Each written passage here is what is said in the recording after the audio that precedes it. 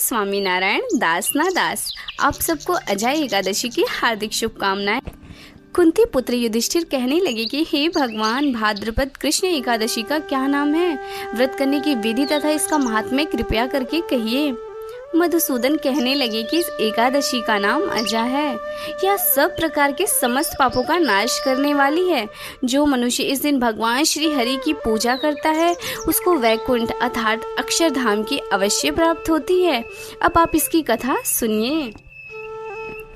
प्राचीन काल में हरिश्चंद्र नाम का एक चक्रवर्ती राजा राज्य करता था।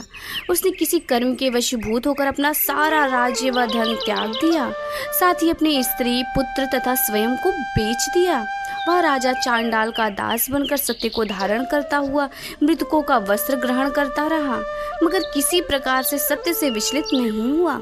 कई बार राजा चिंता के समुद्र में डूबकर अपने मन में विचार करने लगता था कि मैं कहाँ जाऊं, क्या करूं जिससे मेरा उद्धार हो। इस प्रकार राजा को कई वर्ष बीत गए। एक दिन राजा इसी चिंता में बैठा हुआ था कि गौतम ऋषि वहां आए। राजा ने उन्हें देखकर प्रणाम किया और अपनी सारी दुख भरी कहानी कह सुनाई। यह बात सुनकर गौतम ऋषि कहने लगे कि हे राजन, तुम्हारी भाग्य से आज से 7 दिन बाद भाद्रपद कृष्ण पक्ष की अजा नाम की एकादशी आएगी। तुम विधि पूर्वक उसका व्रत करो। गौतम ऋषि ने कहा कि इस व्रत के पुण्य प्रभाव से तुम्हारे समस्त पाप नष्ट हो जाएंगे। इस प्रकार राजा से कहकर गौतम ऋषि उसी समय अंतर ध्यान हो गए।